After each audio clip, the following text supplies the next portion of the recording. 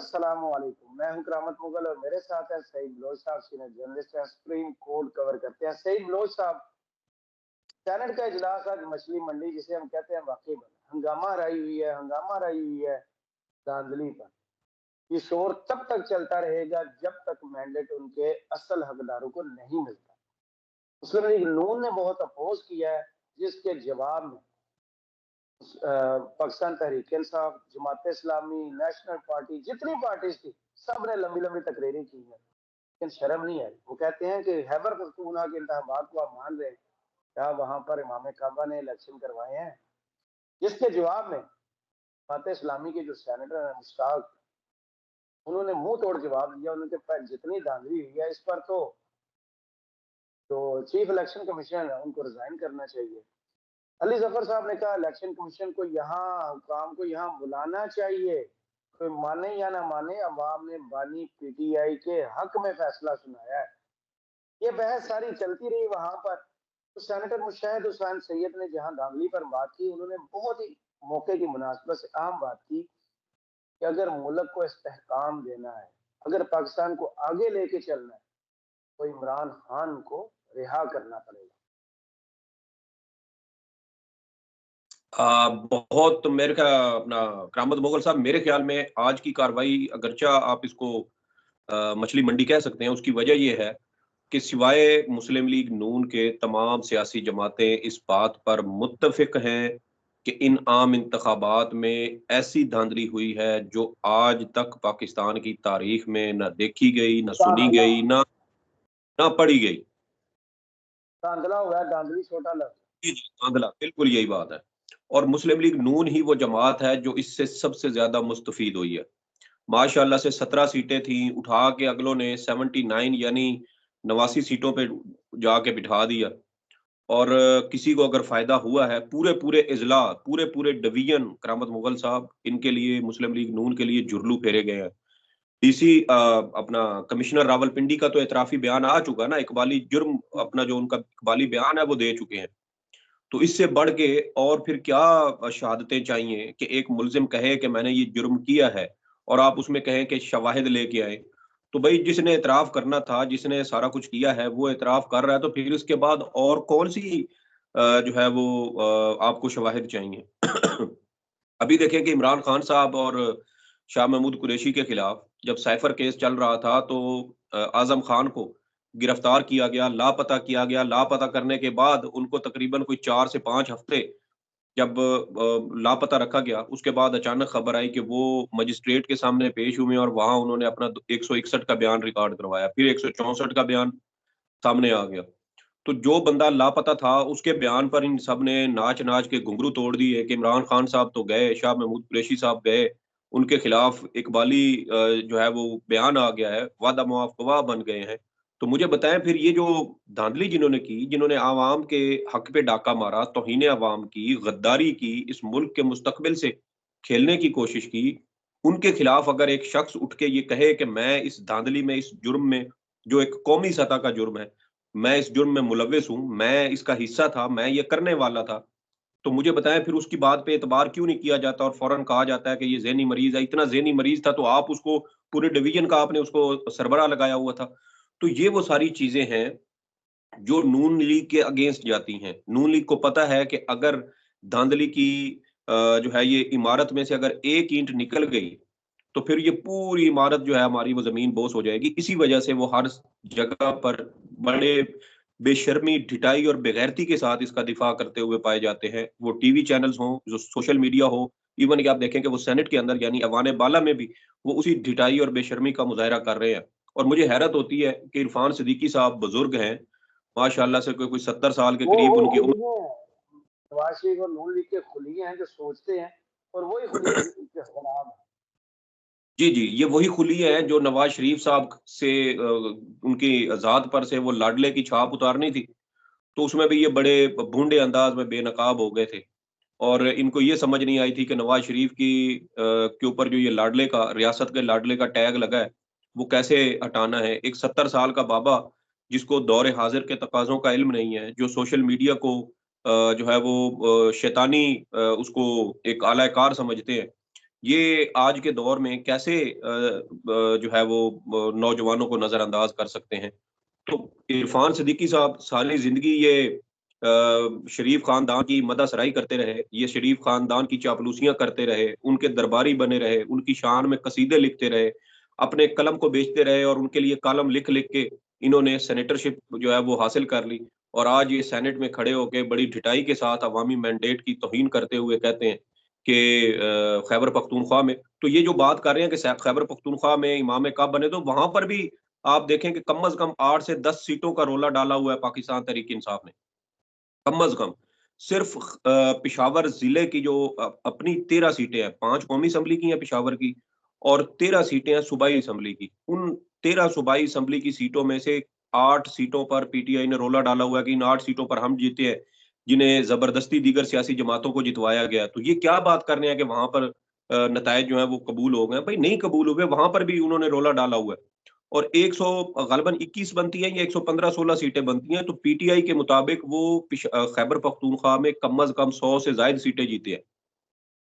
जबकि जो नोटिफिकेशन हुए हैं उसमें तकरीबन वो कोई 90 या 92 सीटें बन रही हैं पाकिस्तान तहरीक इंसाफ की, तो 10 के पाकिस्तान में करीब तारीख सीटें। के खिलाफ कुछ तरीन जो है ना वो नोटिफिकेशन जारी किए जा रहे हैं, 12वां दिन है लेकिन मुकम्मल अभी तक नोटिफिकेशन नहीं जारी हुए। सर ये देखिए थोड़ा अब मजाक है। कोई दूसरी तरफ बताएं, आपने भी आज इस्लामाबाद में मेरी आपसे दिन में बात हुई थी, सब जर्नलिस्ट ये खबर लेकर बैठे रह गए कि चीफ इलेक्शन कमीशन का इस्तीफा आ रहा है। फिर इस पर पीटीआई ने यही मुतालबा किया है, जमात इस्लामी यही मुतालबा कर चुकी है और वो कहते हैं कि इन पर आर्टिकल 6 लगना चाहिए, कौमी मुजरम है, इन्होंने आइन के साथ गद्दारी की है, ये मुल्की सालमियत से खेल रहे हैं। क्या इनको खुद रिजाइन करके जाना चाहिए या आर्टिकल 6 लगा के सजा देके फिर घर भेजना चाहिए?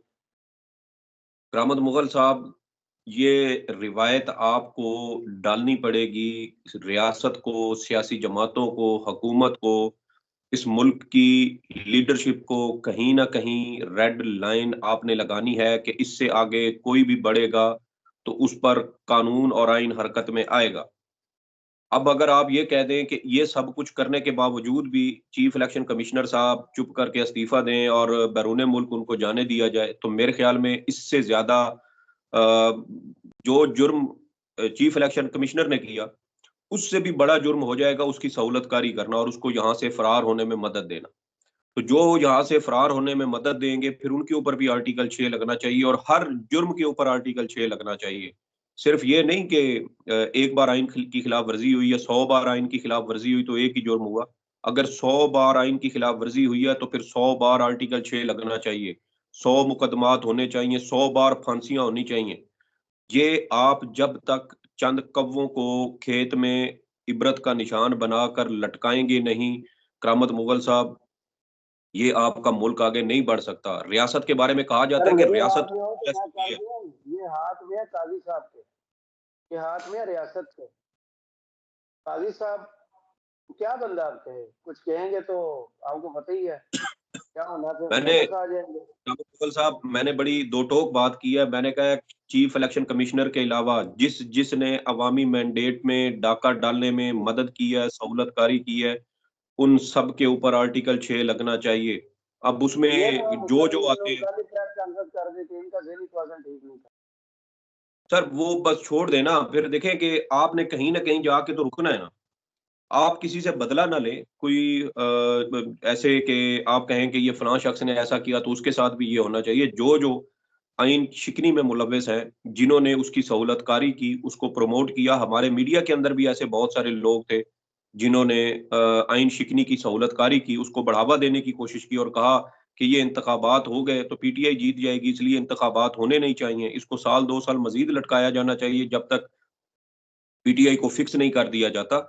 तो मैं तो ये कहता हूँ कि हमारे मीडिया के अंदर, सहाफ़त के अंदर भी ये रगड़ा लगना चाहिए। ये जो क्या कहते हैं उसको कि फ़िल्टर आउट करके इन चीज़ों को, तो जो इसमें इस जुर्म के मुर्तकिब हुए हैं इस लेवल के, उनके खिलाफ मीडिया के, सहाफ़त के अंदर लोगों की भी उनके खिलाफ आप कार्रवाई करें। हर मकतबा फ़िक्र, हर शोबा, हर इदारे के अंदर जो लोग बैठे हैं, जिन्होंने अवाम के मैंडेट की तौहीन करने की कोशिश की है, मेरे ख़्याल में वो सब कानून के, आइन के सामने उनको जवाबदेह होना चाहिए। कोई ओहदा जो है वो मेरे ख़्याल में आईन पाकिस्तान से, रियासत पाकिस्तान से बड़ा नहीं है। तो जब तक हम कार्रवाई नहीं करेंगे, और सेनेटर मुश्ताक साहब ने, सेनेटर ताहिर बिजिंजो साहब ने बिल्कुल दुरुस्त बात की है कि आगाज करना चाहिए चीफ इलेक्शन कमिश्नर से, क्योंकि इलेक्शन कमीशन ही वो इदारा था। हम कम अज कम पिछले कोई 7-8 माह से आपको पता है कि हम लगातार वीडियोस में ये कह रहे थे कि इलेक्शन कमीशन का वाहिद काम, एक ही फर्ज है इलेक्शन कमीशन का आइन के तहत, वो है शफाफ, आजादाना, मुनसिफाना साफ, इंतखाबात करवाना हर शफाफ वक्त, और गैर जानबदाराना बर वक्त इंतखाबात। हर वक्त इंतखाब। ये एक काम है, एक ड्यूटी है इलेक्शन कमीशन की। और ये 2022 से पहले जब अदम एतमाद वाला मामला आया, उस वक्त असम्बली तहलील हुई तो इन्होंने कहा हम नहीं करवा सकते। अगस्त 2022 में इस्लामाबाद के बल्दियाती इंतखाबात है, इन्होंने कहा हम नहीं करवा सकते। फिर आप देखें कि उसके बाद नवंबर में ये खबरें आना शुरू हुई कि शायद नवंबर 2022 में आम इंतखाबात हो जाएं। ये उस वक्त भी तैयार नहीं थे। फिर आप देखें कि जनवरी के महीने में पंजाब और खैबर पख्तूनख्वा की सूबाई असम्बलियाँ तहलील हुई, ये वो इंतखाबात नहीं करवा सके। ये अप्रैल में सुप्रीम कोर्ट के हुक्म के बावजूद पंजाब केपी में इंतखाबात नहीं करवा सके। ये 14 मई को पंजाब और केपी में आम इंतखाबात नहीं करवा सके। इन्होंने 8 अक्टूबर की खुद सुप्रीम कोर्ट में डेट दी, ये उस पर भी आम इंतखाबात नहीं करवा सके। और फिर आप देखें कि सुप्रीम कोर्ट ने गुज़श्ता साल जब ये 90 रोज में आम इंतखाबात वाला केस सुना, तो उस वक्त भी इन्होंने कहा कि हम जब तक ये जो हल्का बंदियां हैं ये हम मुकम्मल ना कर लें तो हम आम इंतखाबात नहीं करवा सकते। तो बात देखें कि इलेक्शन कमीशन कोई कम अज कम 1 दर्जन के करीब ऐसे मौके थे पिछले 1.5-2 साल के अंदर, ये जब ये वाहिद आम इलेक्शन इंतखाबात। कमीशन नहीं है जिसकी वजह से मुल्क में अदम इस्तेहकाम है, सियासी तौर पर भी जी, और मुआशी तौर पर भी। ये कुछ गिरफ्तारियां हुई जो सियासी केसेस बनाए गए। इमरान खान को देख लें, उनकी वाइफ को देख लें, उनकी हमशीरान को देख लें, सब पर केसेस बनाए गए। पीटीए के लोगों पर धड़ाधड़ केसेस बनाए गए। लेकिन मुशाहिद हुसैन सैयद साहब वैसे तो नून लीग के सेनेटर हैं, उन्हें कहा कि नवाज शरीफ को बड़ा दिल करना चाहिए, उनको पहल करनी चाहिए। ये 3 बड़ी जमातें हैं, इनको मिलकर बैठना चाहिए अगर इस मुल्क को आगे लेके चलना है। सबसे बुनियादी काम शुरू करना पड़ेगा इमरान खान को रिहाई से। इमरान खान की रिहाई में कौन रुकावट है? कानून रुकावट है या नून रुकावट है? सर कानून तो रुकावट नहीं है, सारे मुकदमात भूडे, जैली और इस्लामाबाद फजूल हाई कोर्ट किस्म तो के। सुन लिया ना जी। जी, जी। लेकिन आप देखें कि अब से तकरीबन कोई 2-3 दिन पहले उमर अयूब जो पाकिस्तान तहरीक इंसाफ के उम्मीदवार हैं, नामज़द उम्मीदवार हैं बराए वज़ीर-ए-आज़म, उन्होंने हमारे एबीएन न्यूज़ के खालिद जमील साहब से गुफ्तगू करते हुए भी एक शर्त रखी थी। उन्होंने कहा कि बात हो सकती है सियासी जमातों के साथ, पीपल्स पार्टी के साथ भी हो सकती है, लेकिन पहले इमरान खान साहब, उनकी अहलिया बुशरा बीबी, उसके अलावा पाकिस्तान तहरीक इंसाफ के वो तमाम असीरान जो आज भी जेलों में हैं, जिनके खिलाफ जैली भूडे मुकदमात बनाए गए हैं, उनको रिहा किया जाए। और जो हमारे कारकुनान शहीद हुए, औरतों, बच्चों पर जो उनको जिस तरीके से हिरासा किया गया, चादर और चार दीवारी का तकद्दुस पामाल किया गया, इसके ऊपर कौमी सतह पर माफ़ी माँगी जाए, तो फिर इन जमातों के साथ बैठा जा सकता है। तो हल तो उन्होंने दे दिया। उन्होंने आपको एक आसान-सा रास्ता दिखाया है कि आप ये चीज़ कर लें, और ये मेरे ख़्याल में बिल्कुल वैलिड है, क्योंकि जब तक आप अपने इन जराइम का एतराफ़ नहीं करेंगे, माफ़ी नहीं माँगेंगे। उन्होंने ख़ास तौर पे ज़िले शाह का नाम लिया, उमर अयूब साहब ने। उन्होंने अपने दीगर जो उनके कारकुनान शहीद हुए हैं, फ़ौत हुए हैं पिछले 2 साल में, ख़ास तौर पे 25 मई 2022 के लॉन्ग मार्च से लेके आज तक, उन सबका उन्होंने ज़िक्र किया। तो ये तो वो चीज़ें हैं, जब तक आप इनको सेटल आउट नहीं करेंगे, तो मेरा नहीं ख़्याल कि पीटीआई अपने कारकुनान का वो दबाव जो है, वो उसका सामना करने के लिए तैयार है और यकतरफ़ा तौर पर दीगर सियासी जमातों के साथ बैठ सकती है। मुशाहिद हुसैन सैयद साहब ने तकरीबन 2 महीने पहले एआरवाई के हैं नईम अशरफ भट्ट साहब, उनको भी एक इंटरव्यू दिया था, और उसमें भी उन्होंने कहा था कि आप जो कुछ कर रहे हैं, अगर इसके बाद भी इमरान खान साहब कमज़ोर नहीं होते, वो नहीं टूटते, तो फिर आपको मदर ऑफ ऑल डील करना पड़ेगी। तो आपने आम इंतखाबात, आपका वो आखिरी एक स्टॉप था, जंक्शन था। आपने कहा कि हम यहाँ तक इमरान खान को अगर नुकसान पहुँचा लें, तो 8 फरवरी को अवाम नहीं निकलेगी और इमरान खान हार जाएगा, और फिर उसके बाद हम अपने हिसाब से रिज़ल्ट सारे बना के तो हुकूमत भी जो है वो बना लेंगे। तो अवाम भी बाहर निकल आई। अवाम ने इमरान खान साहब को वोट भी दे दिया। आपकी तवक्कुआत से बहुत बढ़ के वोट दिया। आपके सारे अंदाज़े गलत कर दिए। आपने बल्ले का इंतखाबी निशान छीन लिया, सब कुछ कर लिया। लेकिन अवाम आज भी उसके साथ है, अवाम ने उसको मैंडेट दिया है। अब नवाज शरीफ साहब के ऊपर ये है कि वो अब मैंडेट वापस करें। लेकिन हमने पिछली चंद वीडियोस में ये बात की थी कि मुस्लिम लीग नून जो है वो ट्रैप हो रही है। वो जैसे इस डाके वाले डाके देखे ना, अब ये इतनी बेशर्मी और ढिठाई के साथ ये धांधली की गई है कि बहुत सारे नून लीग के ऐसे जीतने वाले उम्मीदवार हैं जिन्होंने खुद कहा है कि मैं नहीं जीता, पीटीआई का उम्मीदवार जीता, इसलिए उसका नोटिफिकेशन होना चाहिए। तो यार करामत मुगल साहब की इतनी बेशर्मी नंगी हुई, इतने जुल्म किए गए एक जमात के साथ, उसके उम्मीदवारों के साथ, कि जो जिनको जबरदस्ती जितवाया गया है वो शर्मिंदा है कि यार इन्होंने मेरा नोटिफिकेशन कैसे कर दिया, मैं तो जीता ही नहीं, ये फलां बंदा जीता है और इसका नोटिफिकेशन होना चाहिए। तो और ये ये देखिए तारीख ना, का हमारे यहाँ, है। देखिए हमारे यहाँ ये वाली जो एक ज़हनी सोच और ये जो एक फ़िक्री तब्दीली आ रही है ना, कि लोग इस चीज़ को एक्सेप्ट कर रहे हैं कि नहीं मैं नहीं जीता, पीटीआई का उम्मीदवार जीता है। तो ये भी अपनी नौइयत का हम कह सकते हैं कि पाकिस्तान की तारीख में पहली बार हो रहा है कि सियासी मुखालफिन जिनको रात को बल्कि सुबह फजर के वक़्त 4 बजे उठा के कहा गया, "उठ जाओ ओए, जित गए हो तुसीं।" वो आज जो है वो जीत कबूल करने से इनकार कर रहे हैं। तो बहुत सारी चीज़ें जहाँ पर गलत हुई हैं हमारे मुआशरे में, वहीं पर मैं समझता हूँ कि अनगिनत ऐसी पाक चीज़ें का हैं आगाज भी जो हो मुस्बित हुई चुका हैं, है। जो लॉन्ग टर्म में पाकिस्तान को, हमारी सियासत को, हमारी जो एक वक्त पार्लिमान सियासतदानों की। को सही साहब, अगर उस हथौड़े से बचना है, जो एक हथौड़ा लगे तो सारी सियासत और जमहूरियत लपेट दी जाती है, उसके बजने से पहले पहले इन सबको कुछ ना कुछ सोचना पड़ेगा कि अवाम का क्या हशर हुआ है इनकी आपस की लड़ाई में, और जमहूरियत किस नहज पर पहुंच चुकी है।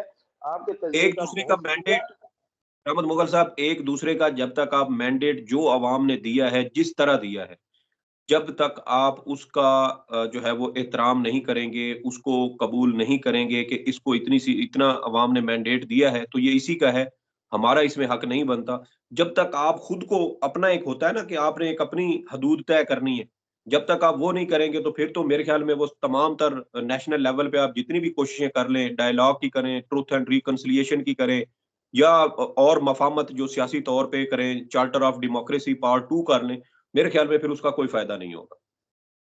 बस जी, जी, अल्हम्दुलिल्लाह। बहुत शुक्रिया तहे दिलों से आपके तबसरे का। तो मैं स्वागत जरूर बताइए, मिली आपको कैसी लगी, इजाजत दीजिए। अल्लाह।